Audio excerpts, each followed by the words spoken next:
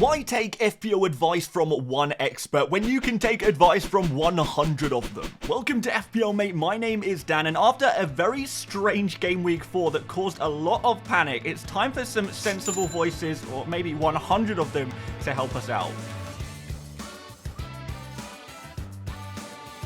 So a massive shout out to the 100 experts who volunteered their information this week. We're going to see what transfers they're making, if they're using any chips, and who they are going for as captain. If you haven't got Salah in your team right now, we are going to find out whether you should be bringing him in, or maybe there's some other captain options for you guys as well. We have got you covered in this video. Thank God. So just to give an overview, this week seems actually like a week where a lot of our experts are not making transfers at all. 51% in fact, more than half, not making any transfers this week. And I think a big idea is trying to save transfers for game week 6. Next game week 6 is a week where we see a lot of fixture swings. After the Arsenal versus Man City game, we're probably going to want to load up on some Arsenal players, maybe some Man City players as well. And we're going to want to sell players from the likes of Newcastle and Fulham, and therefore having a decent amount of transfers saved up for that game week is going to be very useful, or maybe a wild card as well. But that will be covered in the game week 6 episode. Right now, there are a lot of people making no transfers, but there are still a significant amount of people making transfers, and there are some very good trends here. So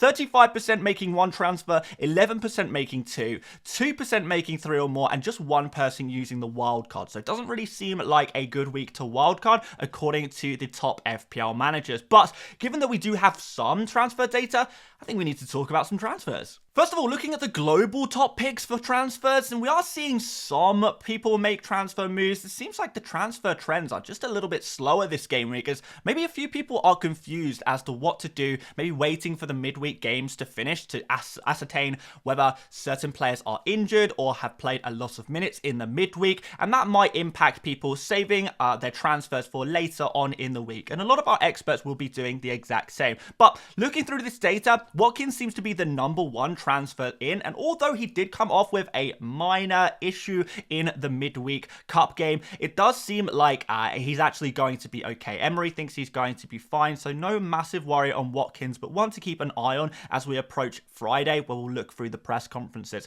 Luis Diaz is also up here, as is Haaland and Vardy. Seems to be a lot of forward transfers being made this week in the overall player base, and we're going to see similar trends for our experts as well. Out of these players, Watkins, Vardy, and Calvert-Lewin seem to be the most popular picks among experts as well, with a little bit of interest in Bryan and Burmo, but outside of that, our experts are not picking these players up. Luis Diaz, maybe a little bit of rotation risk emerging for him. Haaland, well, I don't know, if you don't already have Haaland, maybe it's just time to bet against him in a game like Arsenal. We've got Smith Rowe and Aina, no transfers in for them, and Welbeck, yeah, no transfers in for him either. And finally, Sanchez. I don't think our experts are expecting Sanchez to save a penalty every single game week. That's probably not going to happen, right, guys? But anyway, let's see what the experts actually are doing, starting with some transfers out. So Isak is the #1 transfer out, and although we don't have verification of his, injury, we do know that he was substituted at halftime in game week 4 with an eye issue and some blurry vision perhaps there.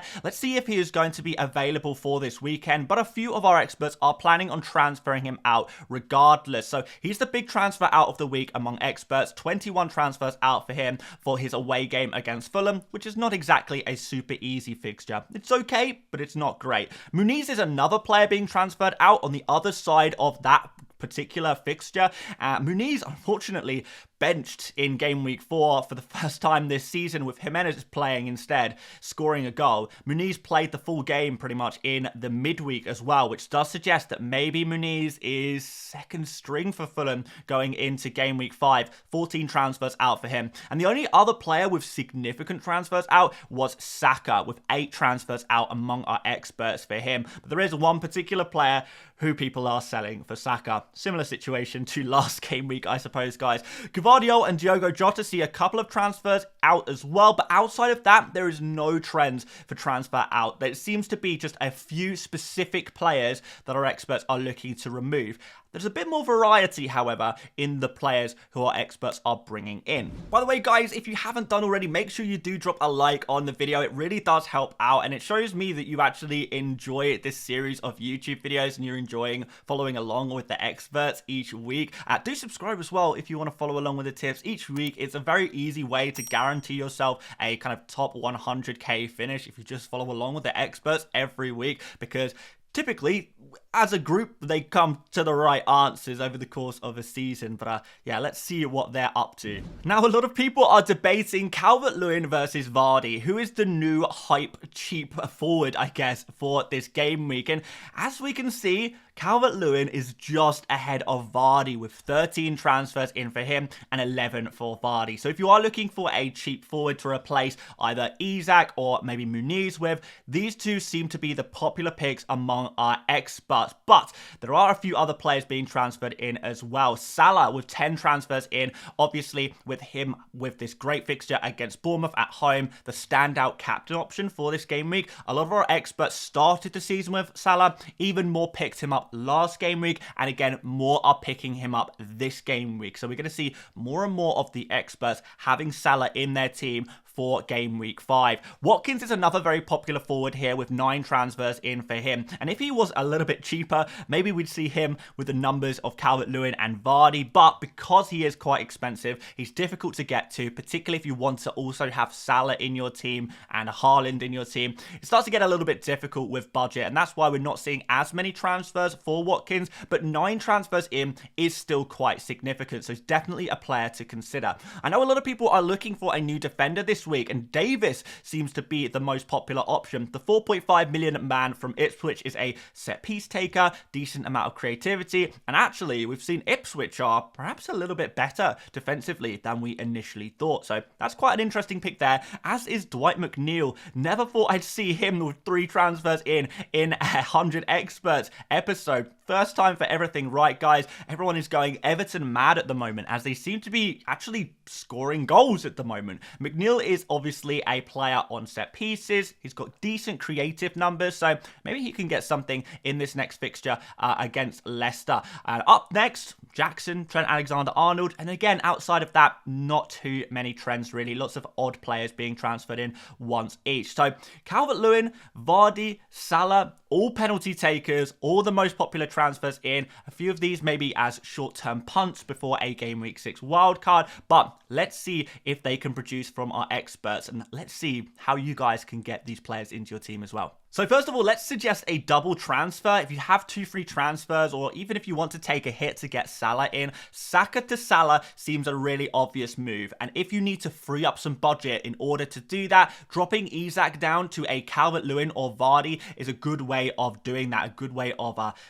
allowing yourself to have Salah in your team for this game week. And maybe Calvert-Lewin and Vardy playing against each other, maybe that's going to be a short-term pick, maybe it's going to be a little bit longer term. But the point is, you get to have the best captain for game week 5, and you're going to see shortly just how popular Salah is for captaincy in game week 5. You really are. But alternatively, if you don't want to make multiple transfers, or maybe you just already have Salah in your team, going from Isak to Watkins could be a really nice move as well if you have a little bit of money in the bank to make that upgrade. Watkins finally on the score sheet with a couple of goals last game week, which is hopefully going to give him the confidence to move forward and score more goals against Wolves this game week. Muniz is another player who is a big worry at the moment among our experts, and a lot of them trying to shift him on or bench him. If you can't bench him and you do need to shift him on, then Calvert-Lewin and Vardy again are going to be your number 1 replacements. Of course, João Pedro could also come into this conversation, but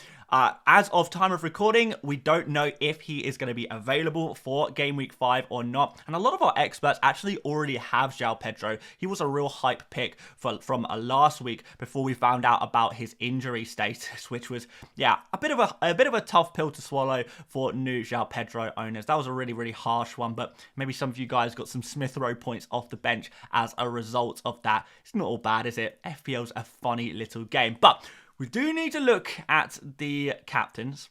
So please brace yourself. And non-Salah owners, look away now. 75% of our experts will be captaining Salah against Bournemouth at home. This is a very significant number. It really, really is higher than I thought it would be. I didn't even know the experts were up to 75% ownership of Salah by this point. So that really, really is high and does maybe put a little bit of the fear into me. I'm not going to lie, as someone who doesn't currently have Salah in my FPL team, and maybe, you know, if you are just trying to follow along with the experts and trying to be sensible and safe, going for Salah this week is probably the right thing to do and make that transfer in order to do it. I know a lot of people probably didn't want to hear that, and it is going to depend a little bit on your strategy. If you're not wildcarding in Game Week 6, for example, you might actually want to hold on to Saka for his great fixtures in 6 and 7 if you're not wildcarding around then. So maybe that will change your opinion a little bit. There's always going to be different strategies in FPL, but the general piece of advice here, I think, is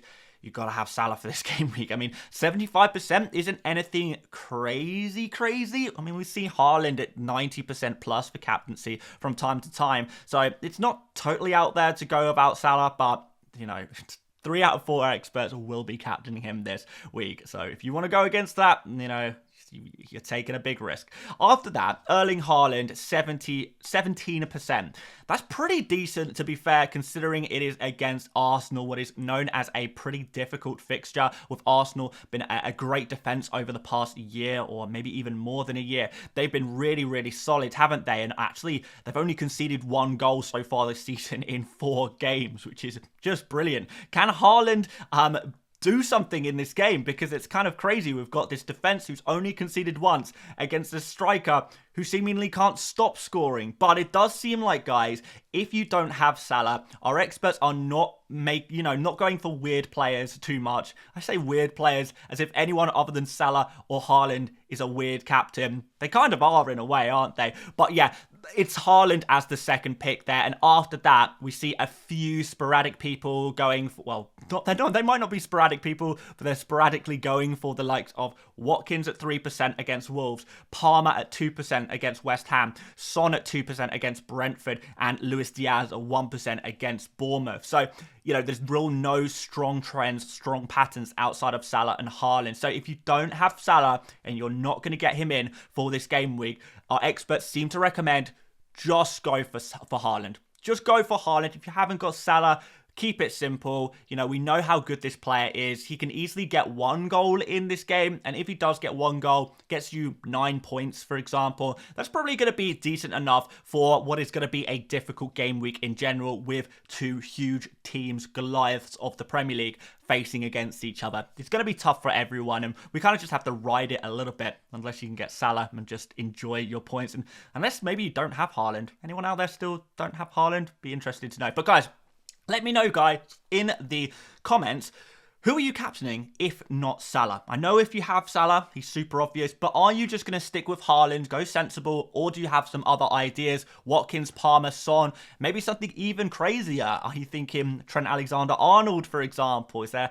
another maybe captain option I haven't thought of? I'd love to hear from you guys about that particular one. But thank you so much for watching. If you did enjoy this one, please do drop a like to support this series. Subscribe if you want to follow along with the expert tips every single game week. And I will see you tomorrow for another video. See you later, mates. Bye-bye.